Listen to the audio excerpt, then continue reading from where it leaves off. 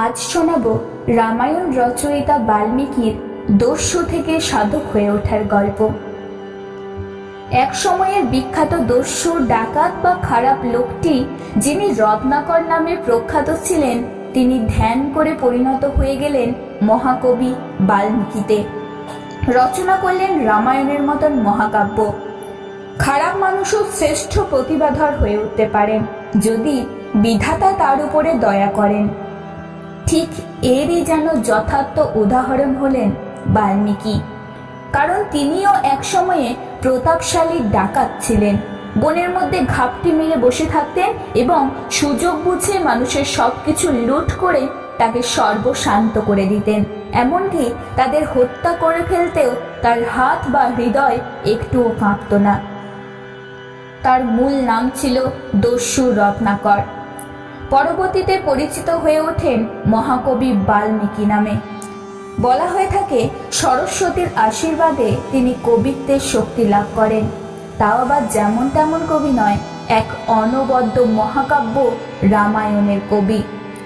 রামায়ণের বাংলা অনুবাদক হেমচন্দ্র ভট্টাচার্য রামায়ণ সম্পর্কে লিখেছেন যে, যতদিন হিমালয়, বিন্ধ্য প্রভৃতি ভারতের পর্বতমালার গিরিশৃঙ্গগুলি উত্তুরঙ্গ মহিমায় বিরাজিত থাকবে, যতদিন তার নদী প্রবাহগুলি অনবদ্য সমুদ্রাভিমুখে প্রবাহিত হতে থাকবে, যতদিন তার তিন দিকে পরিব্যাপ্ত লবণাম্বু রাশির দ্বারা সমুদ্রের লাঞ্ছিত ও বিধৌত হতে থাকবে, ভারতের বনরাশিগুলি এবং উপকূল ভূমিগুলি অসংখ্য অরণ্য বৃক্ষের শাখা প্রশাখা ধ্বনিত বর্ণময় ভারতের সুপ্রাচীন আরণ্যক সভ্যতার মূল মর্মকথাটি অনুপ্রাণিত হতে থাকবে, ঠিক ততদিন অমর রামায়ণ কথা প্রচলিত হতে থাকবে ভারতের প্রতিটি লোক মুখে। তবে আজকে আমাদের আলোচ্য বিষয় রামায়ণ নয়, বরং আলোচনার কেন্দ্রবিন্দু রামায়ণের কবি মহর্ষি বাল্মীকি, যিনি দস্যু থেকে কবি ও সাধক হয়ে উঠেছিলেন। আরও নির্দিষ্ট করে বললে, একজন ডাকাত বা দস্যু কিভাবে সঠিক পথের সন্ধান পেলেন, কিভাবে সাধক হয়ে উঠলেন।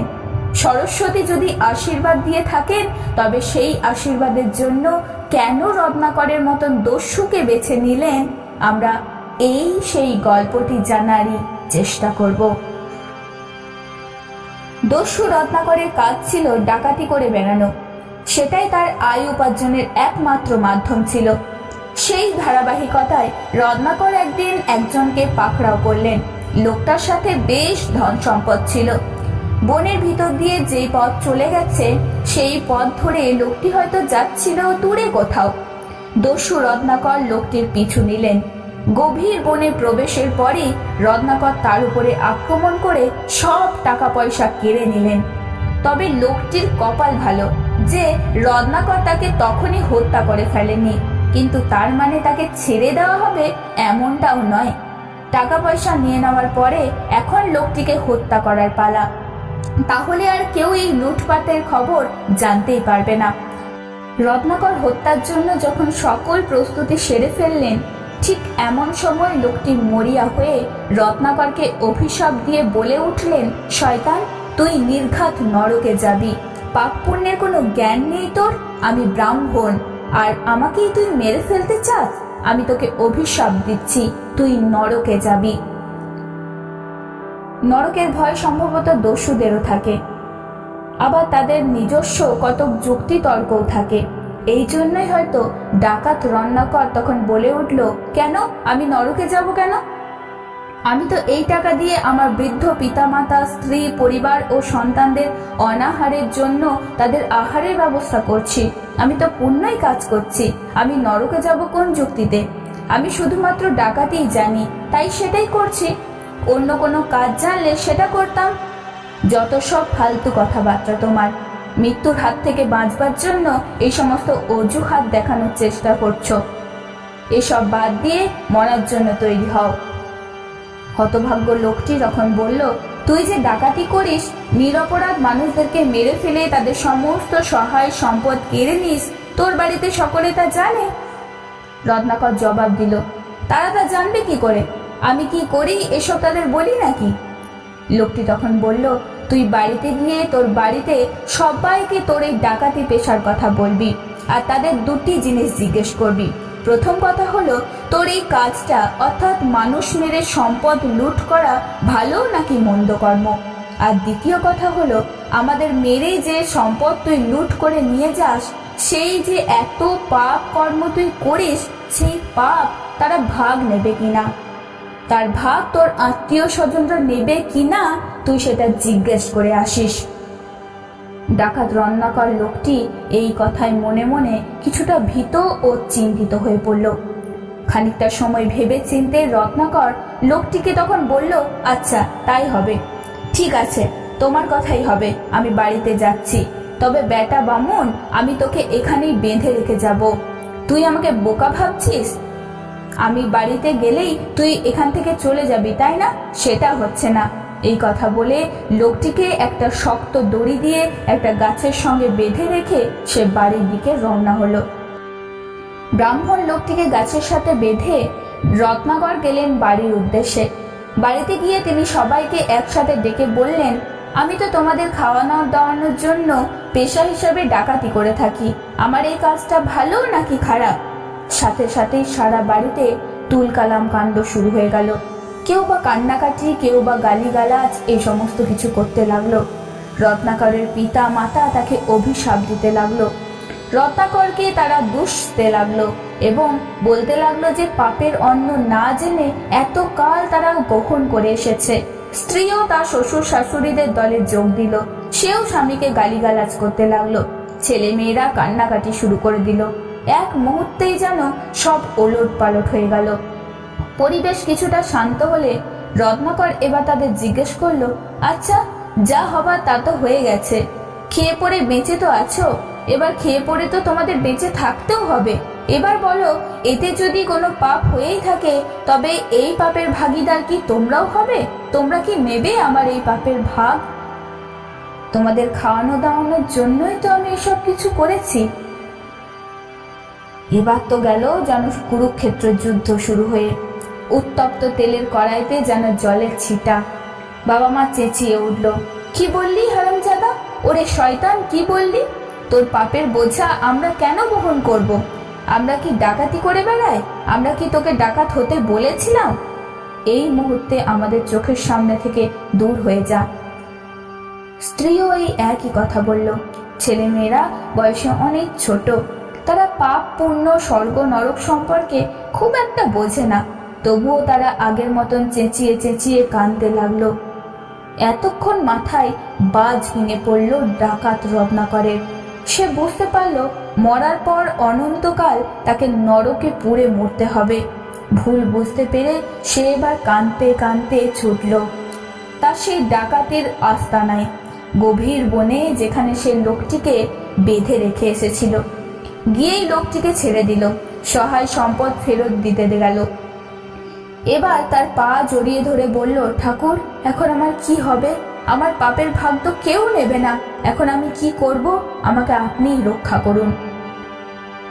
লোকটি তখন ডাকাত রত্নাকরকে বলল, তুই প্রতিজ্ঞা কর, এখন থেকে তুই আর ডাকাতি করবি না, মানুষ হত্যা করবি না, মানুষের সম্পদ লুট করবি না, আর এই গাছের নিচে বসেই কঠোর তপস্যা করবি।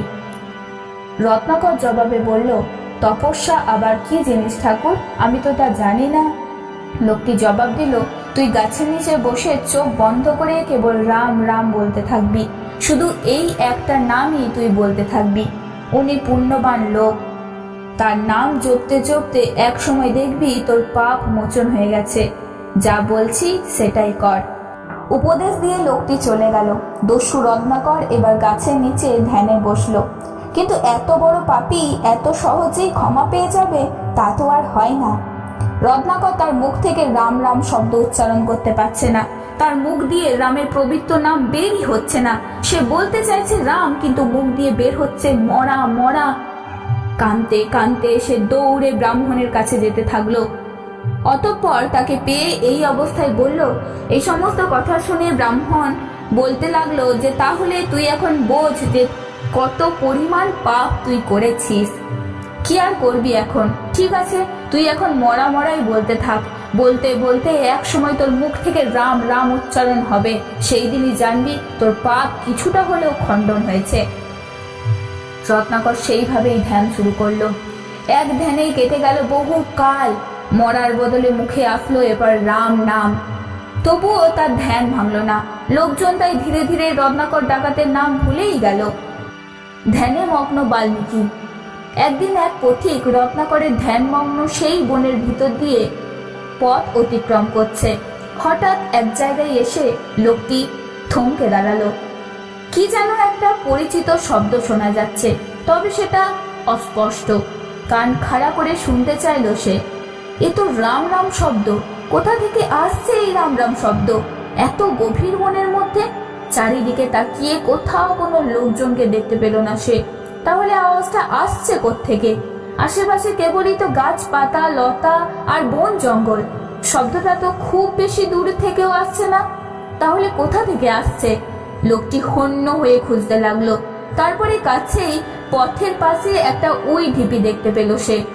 ওর ভেতর থেকেই কি শব্দটা আসছে নাকি? অবিশ্বাস্য। পথিকের কাছে গিয়ে ঢিপির গায়ে কান পাতলো। তাই তো, রাম রাম শব্দ তো ঢিপিটির ভেতর থেকে আসছে। ঢিপির মধ্যে মানুষ আছে নাকি? পথিক অদম্য কৌতূহলে লাঠি দিয়ে খুব সাবধানে ওই ঢিপিটিকে ভাঙতে লাগলো। আশ্চর্য, ভেতরে একটা বুড়ো লোক দেখা যাচ্ছে। তার চুল, দাড়ি, গোঁফ সব পেকে ধপধপে সাদার মতন হয়ে গেছে। লোকটির চোখ বন্ধ করে আছে আর মুখ থেকে শুধু রাম রাম উচ্চারণ শোনা যাচ্ছে। লোকটি তখন জানতো না এই হলো সেই লোক যার নাম ছিল রত্নাকর। কারণ রত্নাকরের নাম তখন সবাই ভুলে গেছে। তবে বুঝতে পারলো এই লোকটি কোনো এক মহান সাধক হবে, সন্ন্যাসী হবে। তারপর সন্ন্যাসীকে ওই ঢিপি ভেঙে বের করা হলো। ওই ঢিপির আরেক নাম বাল্মীক, আর সেই অনুসারে তার নতুন নাম হয়ে গেল মহর্ষি বাল্মীকি।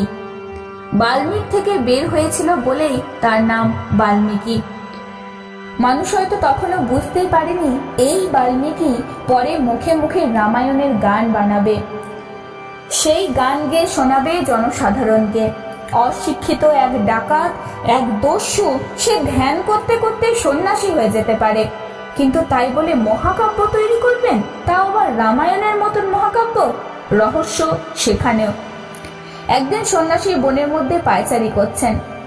কাছে একটা গাছের ডালে একটা কৌঞ্চ আর তার বউ কৌঞ্চি বসে আছে। তারা গল্প করছে। কৌঞ্চ হলো কোঁচবক। হঠাৎ কোত্থেকে একটা তীর এসে কৌঞ্চের বুকে বেঁধে গেল। সে মাটিতে পড়ে সেখানেই ছটফট করতে করতে মরে গেল। আর তার কৌঞ্চি বউয়ের সে কি কান্না! তার পাশ ঘুরে ঘুরে সে কাঁদতে লাগলো। দুঃখ কষ্টে বুক ভেঙে যেতে লাগলো বাল্মীকির। হঠাৎ তার অজান্তেই তার মুখ থেকে ছন্দবদ্ধ পদ্য বেরিয়ে এলো, যার অর্থ, ওরে ব্যাধ, তুই এমন সর্বনাশা খারাপ কাজ করলি কি করে?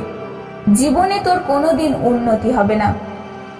বাল্মীকি নিজেই শিউরে উঠলেন নিজের কথা শুনে, ভয়ে বিস্ময়ে। এই কেমন করে হলো? তিনি মুখ্য সূক্ষ্ম মানুষ, কাব্যগান তার তো নেই। তাহলে তার মুখ থেকে এমন কাব্য কথা বেরোলো কি করে? বুঝলেন, কাব্যের দেবী, বিদ্যার দেবী মা সরস্বতীর আশীর্বাদে শুধু এমন অসম্ভব কাজ সম্ভব হতে পারে, এবং সেটাই হয়েছে। এইভাবেই ডাকাত বা দস্যু রত্নাকর হয়ে উঠলেন একজন সাধক, হয়ে উঠলেন রামায়ণের মহাকবি বাল্মীকি। সেই থেকেই তার অমর গ্রন্থখানি পাঠ হচ্ছে হাজার হাজার বছর ধরে।